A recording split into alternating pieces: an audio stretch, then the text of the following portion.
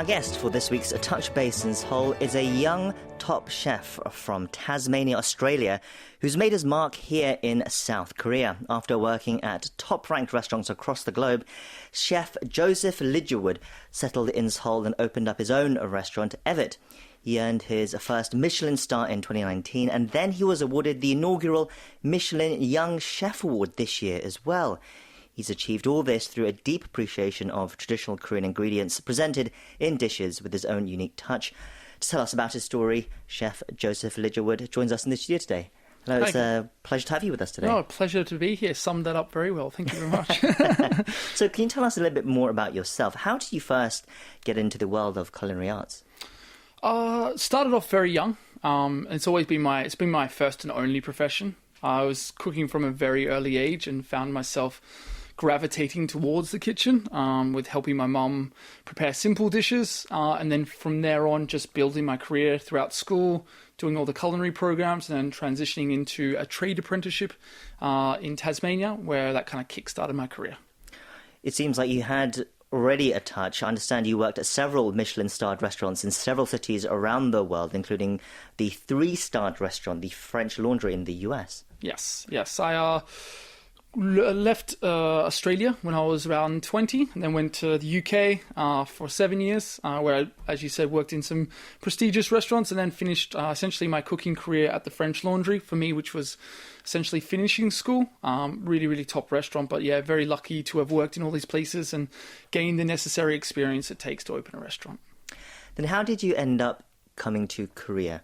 Can you tell us a bit more about, I understand you had a pop-up restaurants all over Asia. Yes.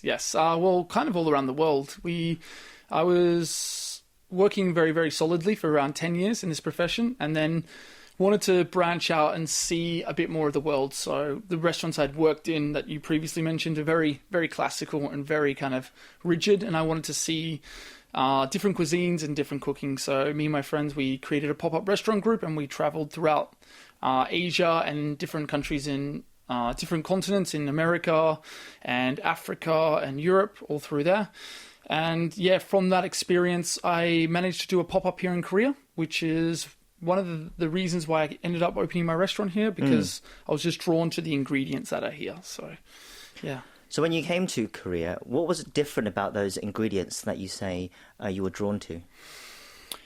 For me, it was the fact that I'd never seen them outside of Korea. So when I was living in London, London has such a diverse food dining scene. You can get really great Indian here and great Thai down the road there. But every time I had Korean, or the few times I had Korean food outside or in London, it was always barbecue, maybe accompanied with a soju and some kimchi. And then you get to Korea and the food that's not, for me, a great representation of the ingredients here. And all the other pop-ups that I did, whether it was in Nepal or if it was through Myanmar or through Thai or Vietnamese, there's some really good representations of that outside the country. But for me, the really great ingredients still are left here in Korea, which is really what fascinated me. Because as a chef, you want to be developing and learning and pushing yourself. So to see these remarkable ingredients that I'd never heard of was really, really fascinating. What kind of ingredients are we talking about? Stuff like monge, doenjang, gokkeum, all the ferments, all that stuff, the honga, all the different food cultures and all that stuff. Or that you've got these lovely old ladies diving in Jeju, and you've just got the drying the squid on the East Coast, and all these things that I just never heard of, and stuff that just for me hasn't seemed to have left Korea.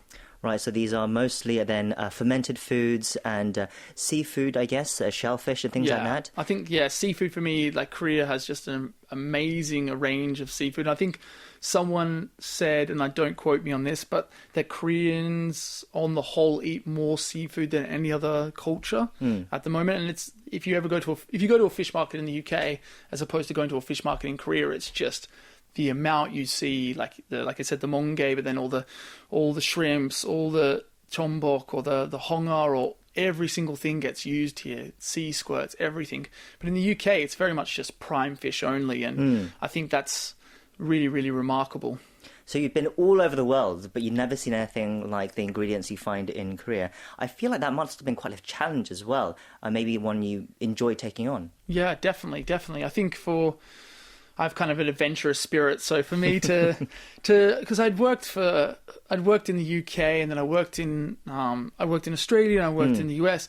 The ingredients are very, very similar, like asparagus and just artichokes, and it's good to learn that, and and they're definitely delicious and have their merit. But then when you come here and you can derive certain flavors from seaweeds and other fermented products, it just shows you how little you know about food, I think, because you feel, especially when you're working with predominantly European ingredients your whole life, you think that you feel very comfortable in cooking. Okay, I know how to build this dish or need to build that. But you come here and then it's just everything gets turned on its head. And for me, that was it was a pivoting point of whether I would stay predominantly locked into a European style cuisine base or whether I would pivot and then try something new. And I think my heart was telling me that I wanted to try something new and keep learning and keep developing. So I understand that to study and really understand the ingredients, you travel all across Korea yourself, visiting farms, markets and artisans. So you went to the ingredients rather than have the ingredients come to you to learn more about them.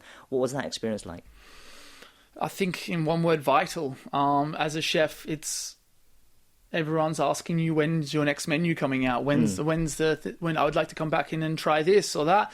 And we have on average we have 2 menus, but sometimes around 20 dishes at the menu through a course menu, between 16 and 20, that are constantly evolving, constantly changing. So for us, the challenges are to find the right produce that we want to work with, to show through it. Because for us, we're not going to put a dish on that just is Korean ingredients with a spoonful of caviar. All our dishes are based around the ingredient, and then for us to travel and see the ingredient and build the narrative and take the inspiration from the landscape, we wouldn't be able to do what we do without that key point of actually going out and visiting the places. When you go out and visit those places, what's the reaction like? They see this chef from Australia coming, getting excited about these ingredients, these very traditional Korean ingredients. Yes. Are they surprised? Definitely. I think, to be fair, the last 18 months, we've tried to keep the team a lot smaller it's been a lot more difficult with COVID. But on the whole, I would say that most people, or the reaction from when we go down or when the people come to our restaurant, is just one of appreciation. I think a lot of people here aren't valuing the ingredients enough. I think that the ingredients we have in Korea are absolutely amazing. And for me to go down, a lot of people are like, oh, wow, there's someone who's not from Korea who thinks that our ingredients are amazing. And I think they are really, really appreciative. And hopefully, we can keep promoting these ingredients and showcase how diverse and unique they are. How do you develop your menus? You say you don't want to just put Korean ingredients and put Western caviar on there.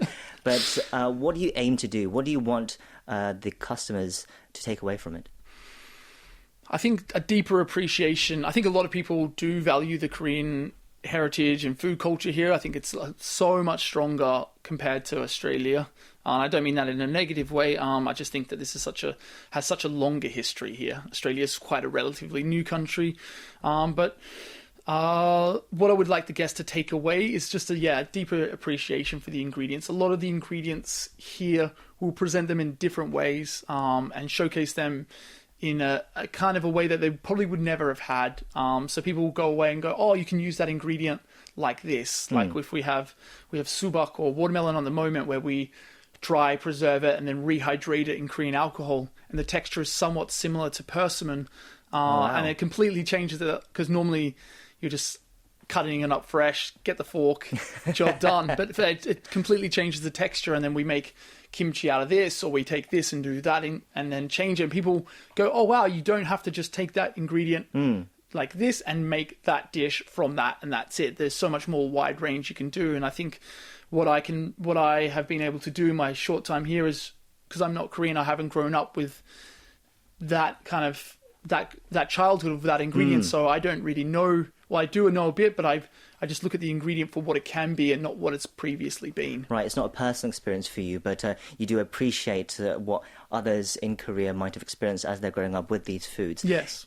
in that respect, I think like Korean people might have a different appreciation of the foods and the dishes you're trying to make. What's the reaction like? It's at the start it was very, very difficult because of my training. A lot of people expected that there would be this very fine restaurant based on European cuisine, and then over time people have really come to show appreciation and kind of love for what we do there. Throughout the menu, there's a lot of things that are quite challenging for guests, whether we're foraging ants from Soraksan and then presenting ants on the menu, or whether there's certain dishes are challenging. So and presenting ants on the menu. Yes. So you can eat ants. So they're quite, they have like a lemony taste, because the way that the ants, if ants get angry, they produce a chemical in the back, which is very acidic. They use it in like Nordic cuisine quite a bit and throughout the world. So we use a palate cleanser, which is shike sobe with foraged ants from Soraksan on the dish. So something like that is going to be very, very challenging at the start. And we always give the guests the option. So we have them to the side, and then they can put how many they want on there. And then that for them, so the way that the menu is structured, we create these experiences that make you really, sometimes they're challenging, sometimes they're very interesting and intriguing. But for us, we want to take people on a journey.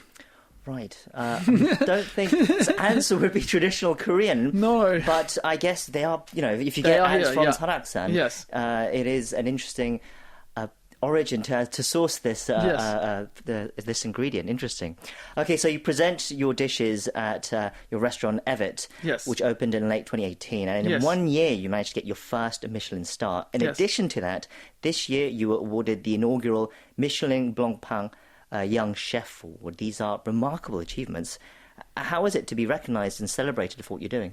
Very, very humbling, I'd say. I think a lot of the time I always get the credit for these awards, especially like personal awards, where I wouldn't be able to do anything with our team. Like our team is super amazing.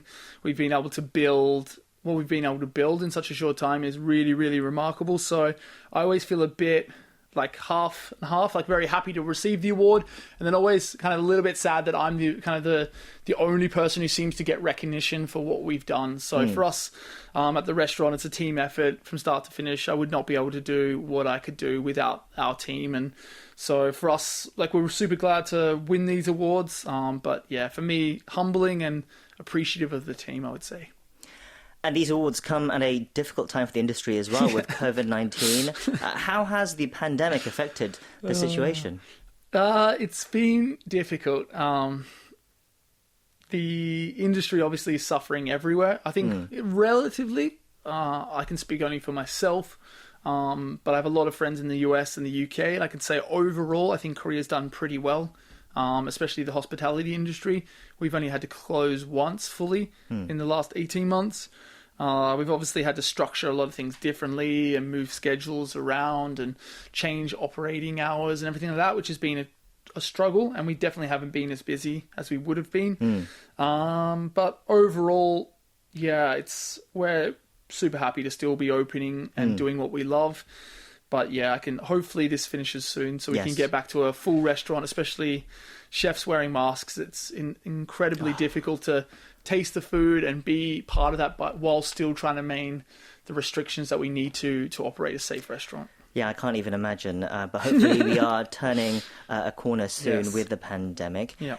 With everything you've achieved already, Michelin star and this Michelin award, what do you have next for your future? What do you plan to do? Yeah, lots of stuff actually. We've kind of been able to, we've got a solid base now, so we're really working into different aspects. The restaurant really is, we're trying to pioneer Korean alcohol in the way that we put that in the menu. So last month we developed our own Korean alcohol. So we're starting our own Korean alcohol range that can be more incorporated into a pairing. One of the things I really like about Korean alcohol is it's really delicious, but sometimes the packaging or the plastic bottles lets it down. So we're trying to make it something that can be restaurant or fine dining appropriate to lift it up, because I think the product's absolutely amazing. And then just lots of little projects like that scattered throughout with different producers and suppliers, and working on just developing our relationship. We have also hopefully a renovation coming up at the end of, or the start of next year, where we're going to completely change the flow of the restaurant and really just take the experience to the next level. So we're currently working on that. But yeah, we've used this time to really push for all the stuff that we want to improve. So it sounds like you're not slowing down at all. I'm very curious to try dishes, even the ants. I'm game for it, and I'm sure many of our listeners will be as well. Yeah. We've been speaking to Chef Joseph Lidgerwood, winner of the inaugural Michelin Young Chef Award here in Seoul. It's been a pleasure to have you with us today for Touch Base in Seoul. Thank you.